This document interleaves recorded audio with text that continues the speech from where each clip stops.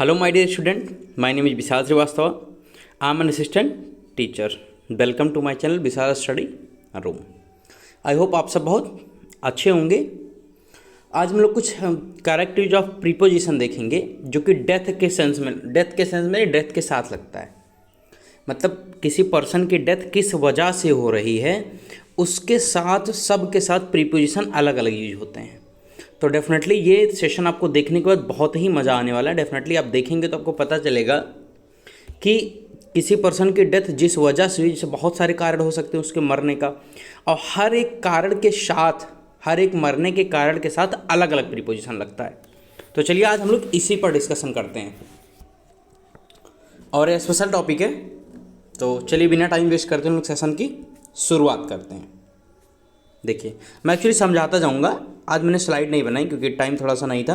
मैं सोचा ऐसे ही आपको समझा दूंगा, आप नोट्स बनाते चलिएगा। तो आज पीडीएफ भी नहीं अटैच कर पाऊंगा। देखिए रोल नंबर फर्स्ट आपका, सबसे पहले अगर मैं ये बताऊं किसी व्यक्ति की मृत्यु, अगर किसी व्यक्ति की मृत्यु इलनेस से होती है, आप लोग नोट करते चलिएगा, किससे? इलनेस से होती है या डिजीज से होती है? किससे होती है? डिजीज से। या तो रोल नंबर फर्स्ट देख लीजिएगा बहुत ध्यान से, अगर किसी की पर्सन की डेथ इलनेस से या डिजीज से होती है, किसी पर्सन की डेथ इलनेस या डिजीज से या हंगर से, हंगर का मतलब भूख से, या हंगर से होती है, या स्टारवेशन, इसका मतलब भी भूख ही होता है। स्टारवेशन का मतलब भी क्या होता है? भूख से होती है। अगर इससे किसी व्यक्ति की मृत्यु होती है, या थ्रस्ट से होती है, प्यास से, थ्रस्ट का मतलब प्यास से, या ग्रीफ से, ग्रीफ का मतलब दुख से, बहुत ज़्यादा उसे दुख पड़ा इसलिए उसकी मृत्यु हो गई, या सेमफुल होने से मतलब शर्मिंदगी से, कोई ऐसा घिनौना काम कर दिया जिसकी वजह से उसकी मौत हो जाती है।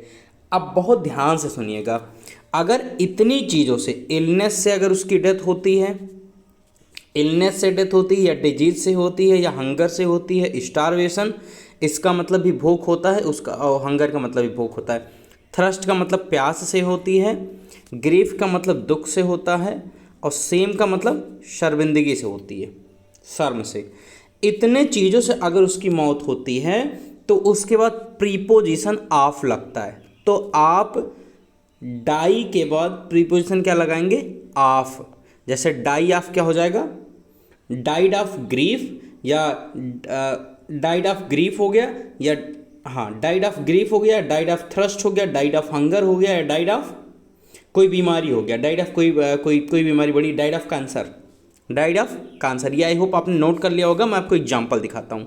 देखिए मैं एग्जांपल एक लिखता हूँ, ही डाइड ऑफ ग्रीफ, मतलब वो दुख से मर गया, वो दुख से मर गया। ये आपका करेक्ट है।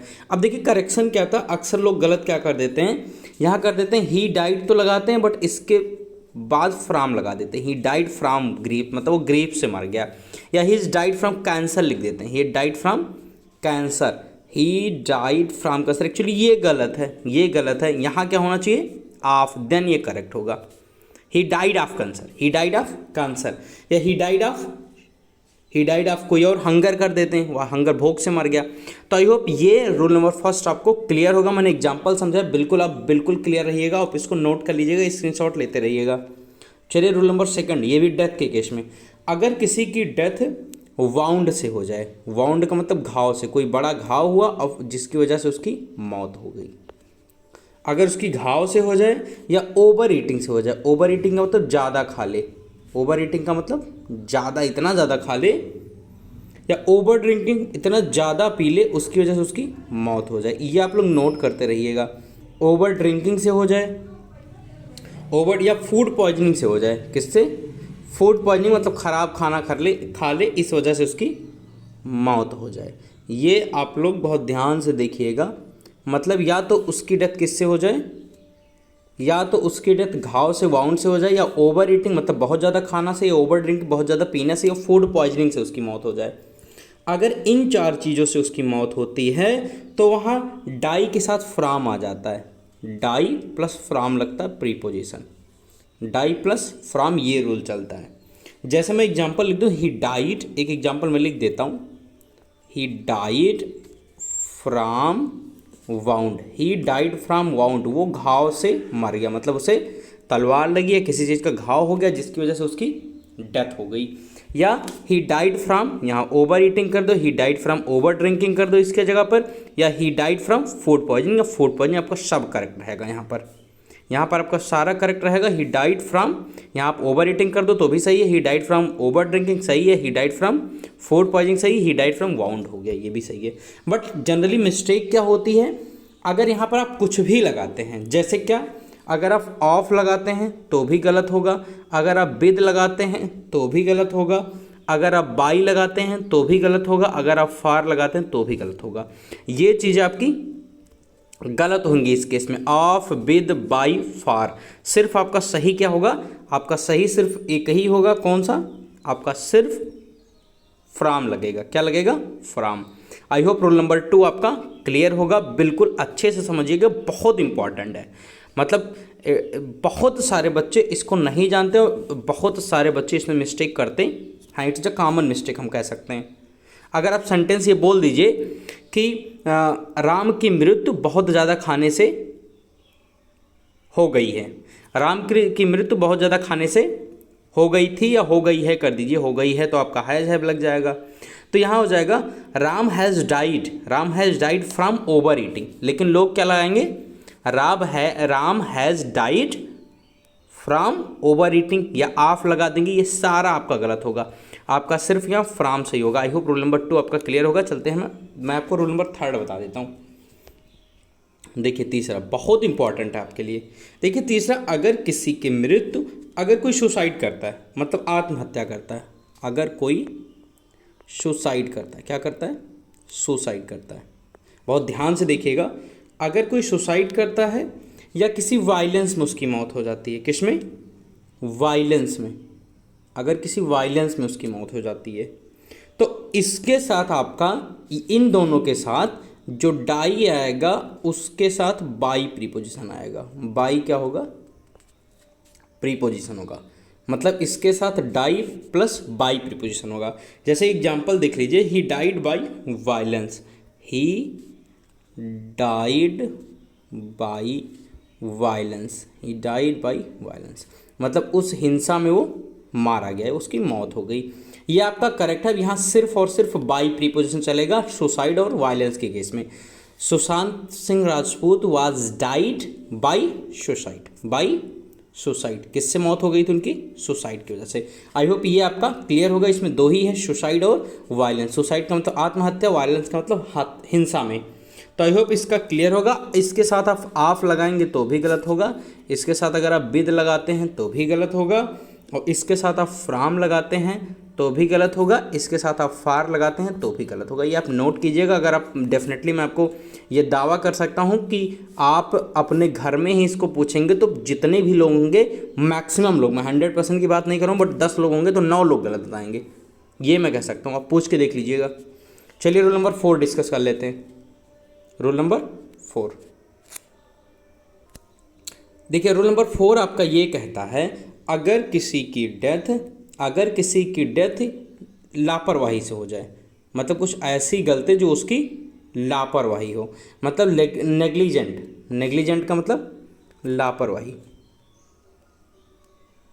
नेग्लिजेंट का मतलब क्या हुआ, उसकी मौत लापरवाही से हो जाए। किससे हो जाए, लापरवाही से। अगर किसी की मौत लापरवाही से हो जाए तो अब वहाँ पर क्या लगेगा, सिर्फ डाई के बाद थ्रो लग जाएगा। डाई के बाद प्रीपोजिशन क्या लगेगा, थ्रो। क्या, डाई के बाद थ्रो प्रीपोजिशन लग जाएगा। आई होप ये भी आपका क्लियर होगा।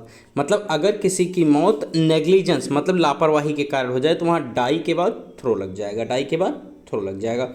जैसे एग्जाम्पल देख लीजिए, मैं आपको बता देता हूँ। His grandfather died through neglect, मतलब उनको निगलेक्ट कर दिया गया, इसी वजह से उनकी डेथ हो गई।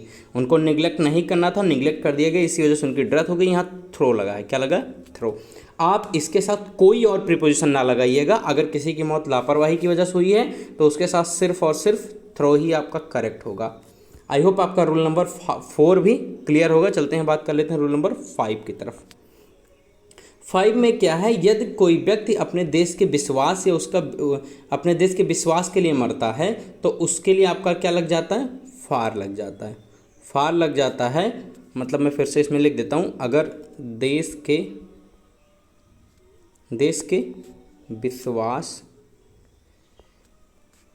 के लिए उसकी मौत होती है, के लिए अगर कोई मरता है तो उसके साथ डाई प्लस फार लग जाएगा। डाई प्लस फार लग जाएगा। डाई प्लस फार लग जाएगा। क्या लगेगा? डाई के बाद फार लग जाएगा। जैसे देखिए मैं example, he died for his country, आपका एग्जांपल हो जाएगा he died for his country. He died for his country. He died for his country, वो अपने देश के लिए मर गया। ही डाइड, यहाँ फार आया। फार के अलावा कोई भी प्रीपोजिशन अगर आप यूज करेंगे तो डेफिनेटली वो रॉन्ग होगा। तो इसलिए कोई भी प्रीपोजिशन आप इसके साथ यूज ना कीजिएगा। अगर कोई देश के विश्वास के लिए मरता है, कोई आर्मी मैन, तो वहाँ फार ही होगा। वहाँ सिर्फ और सिर्फ एक ही आएगा, क्या? फार आएगा। सिर्फ क्या आएगा? फार आएगा। आई होप रूल नंबर 5 भी आपका क्लियर होगा। चलते हैं, बात करते हैं रूल नंबर 6 पर। रूल नंबर 6 आपका है, यदि किसी की डेथ बैटल फील्ड में हो जाए। किसमें? बैटल फील्ड में, या ऑन बेड हो जाए, मतलब बेड पर ही उसकी मौत हो जाए, या लड़ाई के क्षेत्र युद्ध के मैदान में उसकी मौत हो जाए, या तो युद्ध के मैदान में या तो बेड पर, तो वहाँ डाई के साथ इन प्रीपोजिशन आ जाता है। डाई के साथ कौन सा प्रीपोजिशन? इन आ जाता है। डाई के साथ इन। जैसे मैं एग्जांपल आपको बता देता हूँ, ही डाइड इन बैटल होता है। He died in battle. He died in battle, वह युद्ध के मैदान में मारा गया। या he died in his bed, उसके साथ इन लगेगा। हमने क्या लिख दे? He died in his bed. In his bed. अगर बेड पर मौत होती है या बैटल फील्ड में तो उसके साथ आपका इन ही आएगा। सिर्फ एक प्रीपोजिशन फिक्स है, तो प्लीज़ कोई मिस्टेक ना कीजिएगा आज के बाद। इन चीज़ों को डेली लाइफ में अगर कहीं, हालांकि ऐसी कोई घटना ना हो तो ही बेहतर है, बट अगर आपको इनको प्रेजेंट करना तो बिल्कुल इस चीज़ का ध्यान दीजिएगा। इसके साथ फ्रॉम, विद, फॉर, ये सारे प्रीपोजिशन गलत होंगे। सिर्फ और सिर्फ आपका सही क्या होगा? इन। सिर्फ और सिर्फ सही क्या होगा आपका? इन होगा। आई होप ये रूल आपके क्लियर होंगे। ये रूल आपके क्लियर होंगे। तो आई होप आपको ये चीज़ें समझ आई होंगी। तो आई होप आज आपने बहुत सारी चीज़ें सीखी होंगी।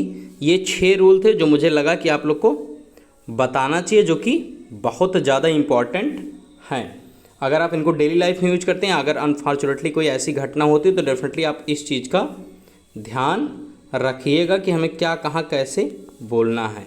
तो आई होप ये चीज़ आपको अच्छी लगी होगी। आज के बारे में आप किसी से पूछेंगे, इस चीज़ के बारे में जो मैंने आपको बताया, किसी से पूछेंगे तो आपको 99% लोग रॉन्ग आंसर देंगे। 99% लोग क्या देंगे? रॉन्ग आंसर देंगे। आप देख लीजिएगा बिल्कुल इसको ट्राई करके। तो आज से आपने कुछ नया सीखा होगा, आई होप, मैं आशा कर सकता हूँ। और चैनल को शेयर कीजिए, लाइक कीजिए और सब्सक्राइब जरूर कीजिए। शेयर मस्ट इंपॉर्टेंट करना। चैनल नया है तो इसकी ग्रोथ आप लोग को ही बढ़ानी है। बाकी खुश रहिए, मस्त रहिए और कोविड से फिलहाल अभी बचे रहिए। और thank you. This is Vishal Shrivastava signing of.